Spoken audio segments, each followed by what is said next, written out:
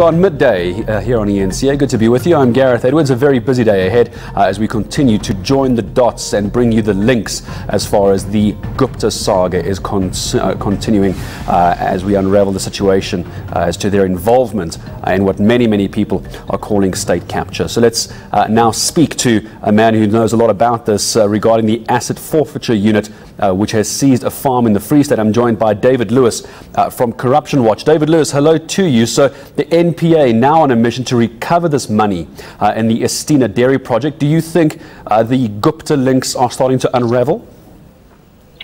Well, clearly, I mean, this is the second seizure of assets in Gupta-related transactions. I mean, the dairy one, you know, has been in the media for a long time.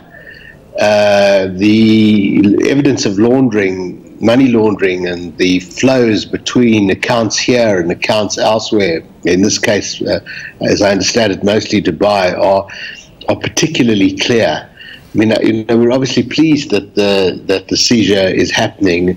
The investigation should have started at least a year ago, and they need to move quickly now. You know, most of the money has clearly already been taken out of the country, and I doubt that the assets that are retained in the country would equate to the loan or the grants, really, that was given to them by the Free State government.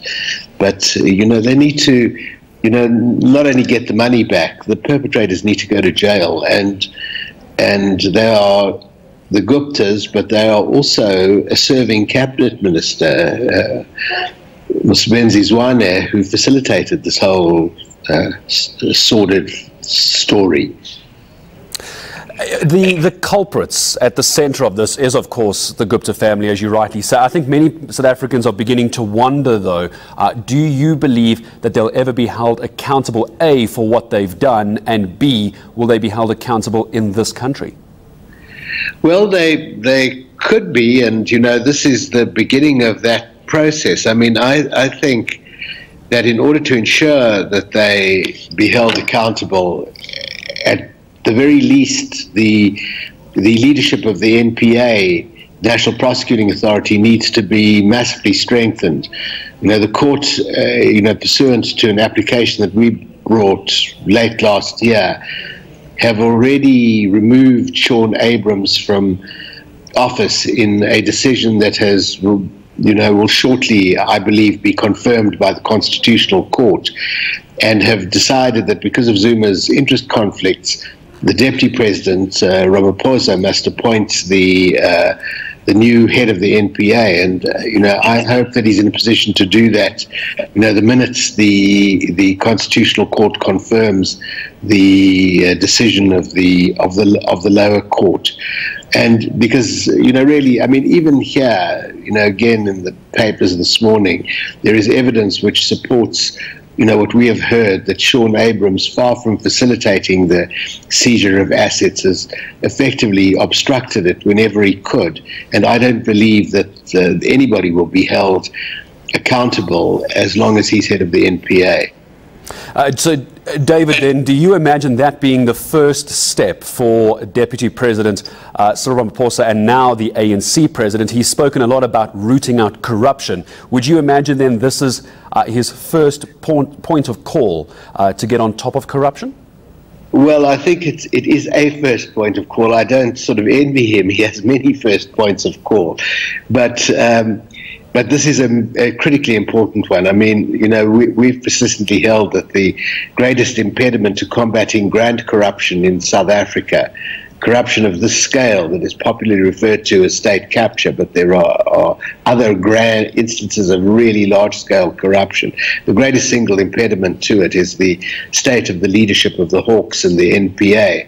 And I mean, you know, what has been happening in the last couple of weeks establishes that in the NPA there are indeed good people, and we know that from our work as well, just as we know that there are good people in the Hawks. But the leadership has been hopelessly compromised and captured by Zuma and his cronies. In fact, they may have been the first institution to be